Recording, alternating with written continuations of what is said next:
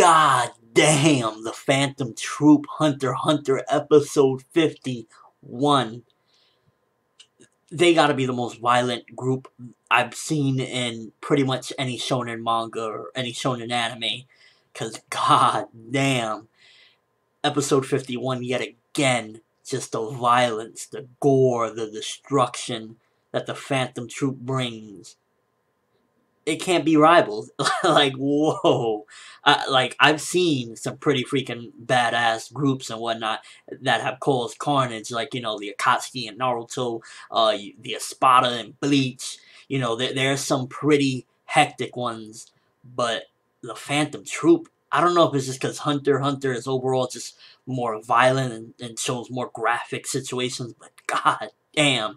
So this particular episode, the first half I would say was a little bit slow. It was mostly setting up to the violence, and I thought it was going to be a very violent episode from the get-go, but the second half just made up completely for the first half's kind of like slow building up to it. But there was some interesting stuff in that beginning. For example, the girl, the daughter of the boss guy from the people that are hiring Kurapika and whatnot, she gets away and she wants to go to the auction, and she actually meets up with the boss from the Phantom Troupe, and it was really an eerie situation, and we get more insight in this episode of the leader and exactly what type of person he is, and the troupe in general. Like, they aren't as one-sided as I thought. There's more dimensions to them, and I love when characters get developed where it's not just one-sided, like, oh, they're all just cruel and that's it, that's all there is to them. They actually care about one another, and you can even see the leader. I believe he truly cared for Ubagin. Like, when he gets his fortune told by the little girl, and a couple of things that was said, I believe it was referring to what happened with Ubagin, and then onward. Because she said, my fortune, maybe 1 or 2 days would be off because it'll probably tell you something that happened already, but the rest is like, telling your fortune. And I believe the first thing that he read was about Ubagin, and you just see a tear come down his face. And that really got me because, like, you see more to the character, and Togashi really knows how to bring out the characters and make them not just one-dimensional and not just like carnage, carnage, carnage, destruction, destruction, We get more from that, but then we also get the carnage, and when the carnage comes in, god damn, I'm surprised Togashi wasn't thrown out of Shonen Jump and, like, you need to go to a seinen manga because, like, oh my gosh. So, the leader, there's apparently somebody, like, trying to hunt him down and saying, oh, I know this is the vibe of a killer. And just as the girl foretold, she said something about being picked apart or something, along the lines. And the leader just picks apart this guy and has him, like, ligaments ripped out, just organs. He's just there hung with a nail through his head, and how can you not say that this is the most beast freaking, like, violent stuff you've seen in shonen? It's like, god damn, the leader. And then he sends a message to all the troupe too, that basically he wants all of them to go crazy. That's the only order he has, go crazy. And they come through crazy as ever, snapping necks, killing, destroying, ripping heads off.